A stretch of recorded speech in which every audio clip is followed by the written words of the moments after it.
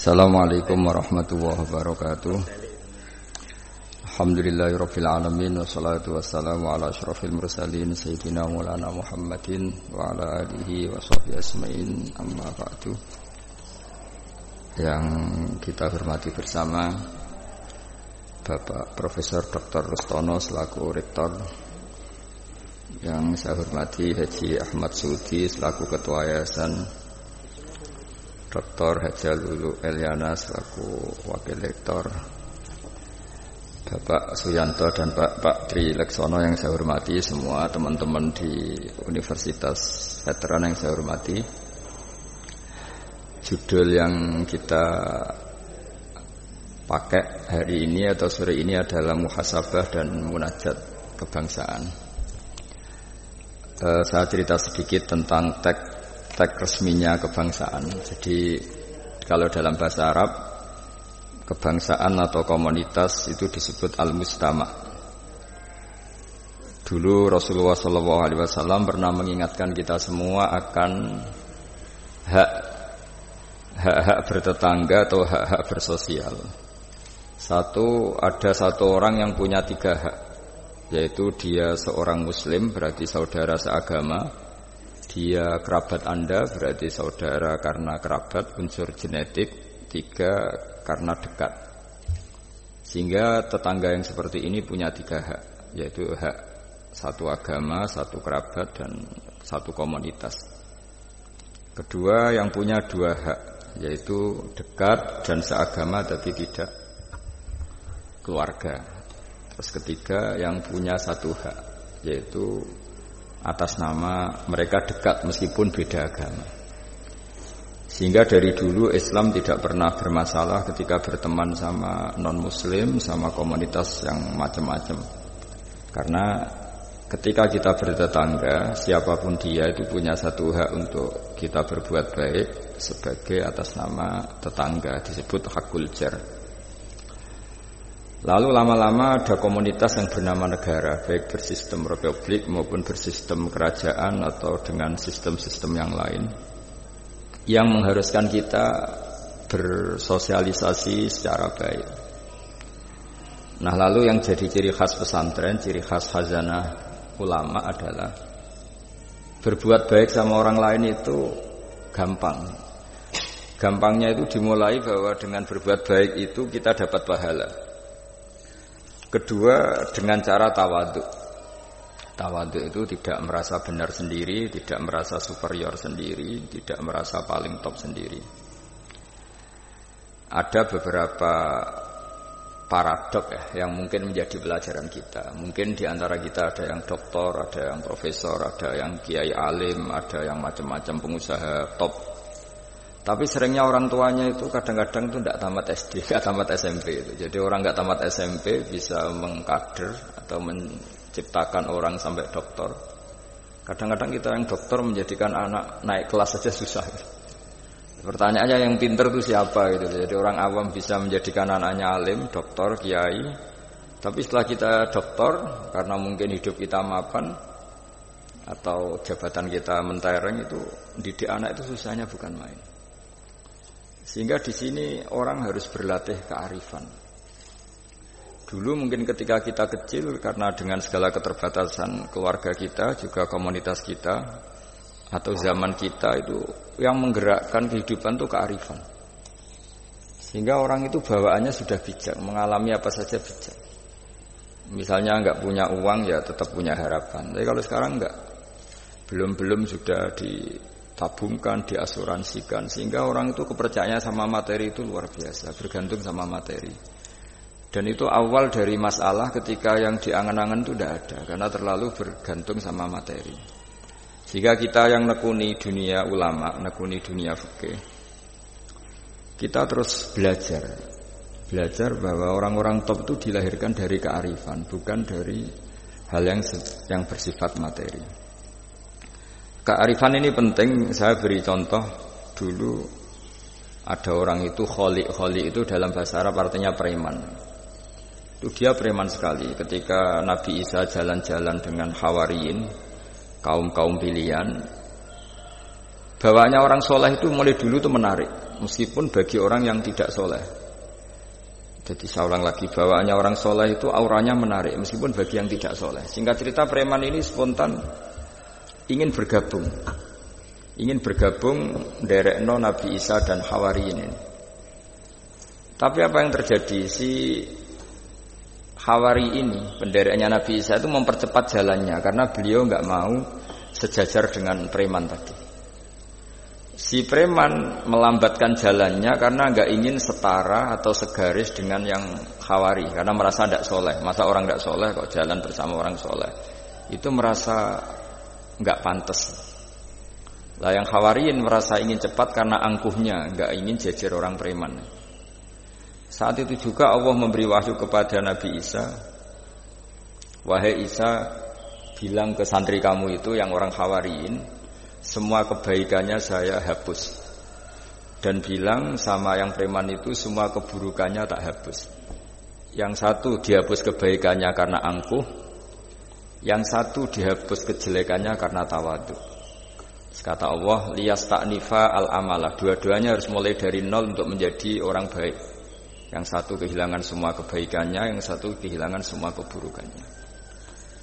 Sehingga dari cerita-cerita kitab seperti ini di kitab Ihya, saya menyaksikan sendiri guru saya Kiai Haji Maimun Zubair, bapak saya mulai cerita orang-orang soleh dulu. Itu bertetangga dengan siapapun tidak masalah. Karena ada orang yang sedang fasik, sedang preman, sedang itu dibahasakan sedang itu nggak ada jaminan kalau berakhir dengan seperti itu. Jadi bagian dari kearifan kiai-kiai berbangsa dan bernegara karena tidak pernah menstigmasi bahwa orang lain itu lebih buruk ketimbang kita. Sehingga ya kita nyaman saja, nyaman berteman siapa saja karena kita tidak pernah punya perasaan lebih baik. Nah di sini kenapa para kiai itu fleksibel berteman berbagai kelompok, karena tidak pernah merasa lebih baik. Atau dalam bahasa terkenalnya disebut tawadhu. Jadi ketika orang merasa lebih baik, maka akan ada keangkuhan. Keangkuhan ini melahirkan sentimen. Sentimen ini lama-lama menjadikan sosial yang enggak sehat, bisa chaos. Nah dari pelajaran itu akhirnya kita cara bernegara, kita cara bersosialisasi itu ya nyaman-nyaman saja. Karena Allah Ta'ala itu membuat status sebenarnya itu di akhir, disebut husnul khotimah atau su'ul khotimah. Jadi banyak dicerita orang-orang dulu, orang yang nyantri dari awal niat nyantri nggak jadi wali. Sunan Kalijogo yang pertama kenal Sunan Bonang karena ingin garong, karena ingin begal, dalam cerita-cerita yang legendaris itu justru jadi santrinya dan jadi wali. Jadi perkenalan yang awalnya tidak baik berakhir dengan baik. Kadang-kadang perkenalan yang baik berakhir dengan kroni, dengan macam-macam yang tidak baik. Nah, dari sekian peristiwa itu akhirnya para ulama menyimpulkan bahwa hanya biyadihi al-amru, hanya Allah yang bisa mengendalikan semua urusan. Sampai-sampai Nabi misalnya kurang berkenan sama namanya Wahsy, karena Wahsy itu pembunuh Sayyid Hamzah, paman yang paling dicintai Rasulullah. Itu mangkelnya Nabi sebagai manusia itu yang mangkel betul. Tapi sama Allah justru Wahsy ini dikasih hidayah, kemudian menjadi Islam dan Islamnya baik sekali. Dan dulu ada sahabat namanya Sa'labah, itu pecinta masjid, sering ibadah. Tapi karena mungkin saking overnya atau gimana, dia trauma jadi orang soleh, malah jadi orang nggak benar. Cerita-cerita seperti ini tuh memang nggak bisa digeneralisir, nggak bisa digeneralisir untuk curiga sama orang-orang soleh. Tapi saya pastikan cerita seperti ini tuh melahirkan kearifan bahwa manusia itu akan selalu dalam tanda petik ketakutan, dalam kekhawatiran bahwa mereka tidak bisa mengakhiri hidupnya dengan baik. Sehingga di sini melahirkan kearifan, dan dari kearifan itu kita bernegara itu akan baik, karena kita tidak mungkin menstigmasi kelompok lain itu sangat buruk atau sangat bahaya atau ancaman, karena kita sama-sama punya kearifan untuk berkawan, bersosialisasi. Dalam kitab-kitab yang saya baca, ini karena acara kampus, muhasabah yang sebenarnya itu ya dimulai dari hal-hal seperti ini. Saya sering baca kitab namanya kitab Al-Hikam. Itu beri satu pemikiran besar bahwa yang kita kira baik itu ya orang lain itu. Jadi kiai-kiai kecil itu kan lakunya itu ya di acara-acara kecil itu. Ya kalau kiai besarnya datang pasti ini enggak keduman itu. Jadi acara manakipan kok kiai besar datang, wong jadi lakon itu benda ada acara gitu saja kok yang besar datang pasti jadi tidak laku itu. Ada acara seminar di SMP kok yang datang rektor Unifek itu kan terus enggak payu yang narasumber kecil-kecil itu. Jadi dibalik datang yang niatnya merakyat justru menutup atau memahjubkan orang-orang yang harusnya jadi aktor di situ. Itu kan ibarat kita bikin toko besar di daerah-daerah tertinggal. Niatnya baik supaya daerah itu maju, kebutuhannya terpenuhi. Tapi ini yang retail-retail kecil menjadi terancam. Nah, di sini terus ada kearifan dalam kitab hikam yang dijelaskan itu. Manusia itu siapa? Manusia itu orang yang saat baik saja itu ada jeleknya, apalagi saat jelek. Dulu bapak saya sering guyon gitu. Kalau ada imam masjid istiqomah jadi imam terus. Sampai tua jadi imam tuh kan seringnya dipuji istiqomah. Tapi kata bapak saya itu ya gara-gara dia istiqomah itu tidak ada kader sampai orang lain frustasi jadi imam gitu. Jadi di balik istiqomahnya ini sebetulnya memahjubkan sekian kader imam gitu. Karena terus orang lain jadi imam nggak berani gitu. Dan akhirnya nggak ada kaderisasi. Tapi misalnya dia pelin-pelan juga tidak baik. Masa imam kok pelin-pelan kadang hadir kadang enggak. Orang yang terlalu mencintai istri juga gitu. Kalau terlalu harmonis pasti ibunya terancam, saudara-saudara keluarganya terancam, sehingga hubungan sosialnya dengan keluarganya kurang baik. Begitu juga dengan teman-temannya. Tapi kalau agama menyarankan dengan istri yang mesra juga keliru. Masa menyarankan begitu? Tapi kalau terlalu mesra pasti hak-haknya yang lain terganggu. Nah ini yang disebut muhasabah. Muhasabah itu kata kitab hikam, kita harus mengevaluasi bahkan dalam hal-hal yang tadi, yang baik. Termasuk dalam kitab itu dijelaskan bahkan minta surga saja atau minta neraka itu ya kadang-kadang kurang baik. Bukan karena mintanya yang kurang baik begini. Orang soleh, ini cerita orang soleh. Nanti orang-orang yang soleh itu kalau ketemu Allah itu masih digojlok lah, masih agak-agak disalahkan gitu. Kenapa kamu ibadah terus gitu? Gusti karena saya ingin masuk surga gitu.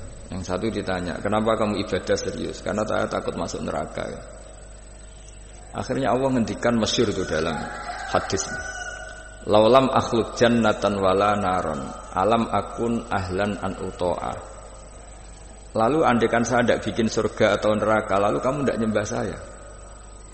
Berarti kamu nyembah saya karena saya bikin surga, saya bikin neraka. Andaikan saya tidak bikin surga atau bikin neraka, berarti kamu tidak nyembah saya. Kaget orang soleh ini. Padahal Allah selalu Tuhan meskipun tidak bikin surga dan tidak bikin neraka. Tapi orang bisa baik itu karena dimotivasi ada surga dan neraka. Tapi andaikan kita menyembah Allah karena surga karena neraka, problemnya lalu kalau Allah tidak bikin surga apa neraka, apa kita terus tidak baik, tidak menyembah Allah. Sehingga kalau di Quran itu ada fattakun nar, tapi ada fattakun ya ulil albab. Takutlah kepada saya kalau kamu punya akal. Jadi takutnya bukan kepada tidak masuk surga atau takut masuk neraka, tapi takutnya pada Allah Subhanahu wa taala. Begitu juga hubungan kita dengan istri. Tidak muji istri itu gimana? Kita misalnya ditanya, kenapa kamu mencintai istri kamu? Karena dia cantik, karena dia baik. Sebenarnya kalimat itu bahaya. Bahayanya adalah berarti suatu saat Mas aku nek serayu kira seneng aku. Tapi kebetulan rata-rata istri ini diomongin gitu tuh bangga. Karena dipuji cantik. Padahal sebenarnya ini masalah. Kalau mencintai karena cantik, suatu saat pasti tidak cantik. Artinya apa? Apapun pilihan kata kita, sebenarnya ada banyak masalah. Karena tadi menurut kitab hikam, manusia itu siapa? Orang yang saat baik saja itu ada jeleknya. Kalau kamu mencintai seseorang karena dia baik, berarti suatu saat kalau tidak baik kamu tidak cinta. Bukan karena kemanusiaan. Kalau kamu menyembah Allah karena surga, andaikan Allah tidak bikin surga, berarti kamu tidak menyembah Allah. Padahal enggak, kita menyembah Allah meskipun andaikan Allah tidak bikin surga, tidak bikin apa? Neraka. Nah, evaluasi-evaluasi seperti ini itu dibutuhkan muhasabah karena kita bernegara sampai sebaik ini itu barokahnya ilmu, barokahnya tawadhu.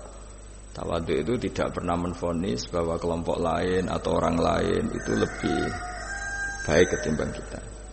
Saya punya contoh. Saya punya santri banyaklah cerita-cerita seperti ini yang tidak pati alim itu. Barokahnya ndak alim itu hidup di daerah-daerah tertinggal. Begitu juga di kampus lah. Gara-gara dia tidak kumplot mungkin atau mahasiswa biasa mungkin hidup di daerah-daerah tertinggal. Barokahnya apa? Karena hidup di daerah tertinggal. Semuanya dia itu pionir, heroik. Bikin masjid sendiri, nyari-nyari tanah sendiri. Ya sudah, akhirnya dia pendiri masjid. Begitu juga anak-anak mahasiswa yang di kampung-kampung tertinggal. Mungkin dia mengadakan pipanisasi dari gunung atau apalah bantu masyarakat yang semuanya dia serba pionir. Tapi kita yang mungkin elit ya, beberapa santri yang pinter mungkin karena juara tahfidz atau juara apa terus diumrohkan ke Mekah. Terus kalau ngaji di masjid mungkin ya disangoni pakai uang kas masjid. Begitu juga kalau kita kumplot mungkin beasiswa dapat dari negara kita kuliah di Jerman, di Amerika. Nah nanti pertanyaannya ketika di akhirat itu bejo yang santri yang nggak pinter tadi, karena dia statusnya itu pendiri masjid, mengadakan masjid dari tidak ada menjadi ada.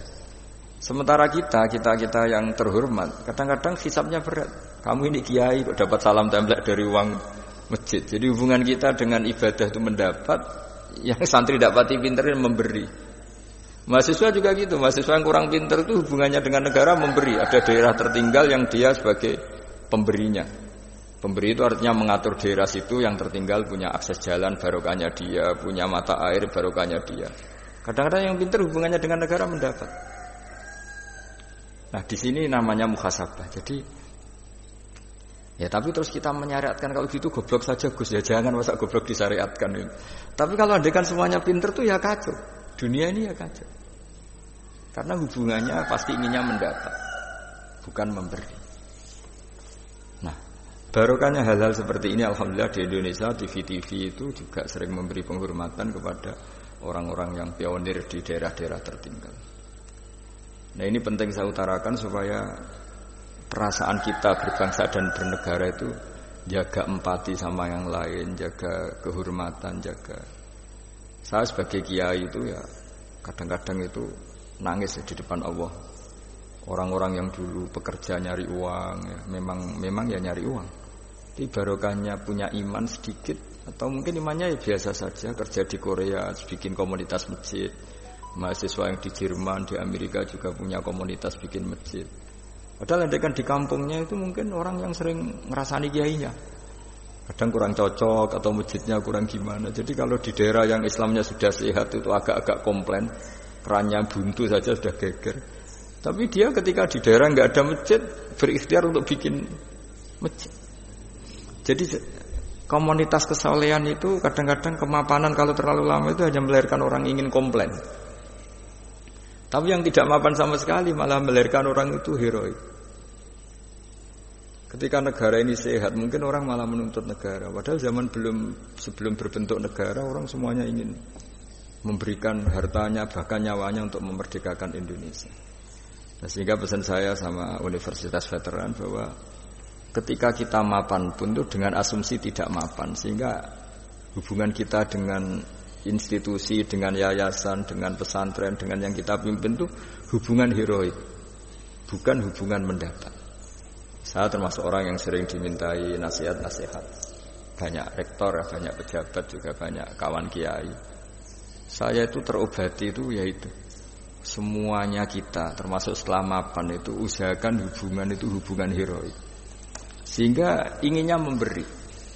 Nah, di sini disebut wa mimma razaqnahum yunfiqun. Orang baik itu siapa? Orang yang hubungannya itu ingin memberi, bukan ingin mendapat.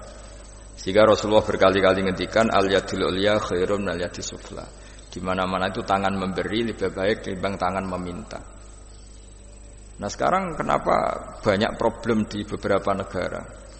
Karena ketika orang terus pinter atau pinter lah, saya tidak perlu nyebut terjadi apa. Hubungannya itu kalau sudah pinter jadi dosen elit harus dapat berapa, kalau kiai elit harus dapat berapa. Nah, itu kalau semuanya ingin mendapat, ini negara bisa pusing. Yang guru besar ingin dapat banyak karena guru besar, kiai besar karena kiai besar. Yang miskin juga ingin mendapat karena miskinnya. Nah, kalau semua orang yang pinter, yang bodoh, setengah pinter, setengah bodoh hubungannya dengan negara ingin mendapat, ini negara bisa keteter. Tapi kalau hubungannya ingin memberi, Atau kalaupun ingin mendapat ya sumbut lah, kalau orang Jawa sumbut dengan yang diberikan. Itu insya Allah semuanya akan stabil. Jadi intinya agama ini menitik beratkan supaya hubungan kita dengan orang lain, dengan negara itu kalau bisa hubungannya itu ingin memberi, bukan ingin mendapat. Tapi kalau semuanya yang miskin merasa berhak mendapat karena miskinnya, yang guru besar karena guru besarnya, kiai besar karena kiai besarnya, semuanya menarik dirinya sendiri, ini akan kacau. Nah dulu zaman pra kemerdekaan atau kalau dalam Islam pra kemenangan, itu semua sahabat, semua saudara kita kalau dalam pra kemerdekaan ya semua orang Indonesia hubungannya sama negara itu inginnya memberi, sehingga negara ini bisa berdiri, bisa merdeka ketika sebelum ada institusi, belum ada tata struktur negara. Sementara negara sesehat apapun kalau hubungan masyarakatnya ingin mendapat itu berat. Nah, di sini heroiknya para leluhur kita bahwa mereka bisa melewati masa-masa sulit karena dengan mental ingin memberi. Ya memberi apa saja, entah pikirannya, entah keuangannya, bahkan kalau dulu nyawanya. Jadi ini yang saya titik beratkan. Sebelum saya tutup, saya ingin cerita ya tentang saya jelaskan.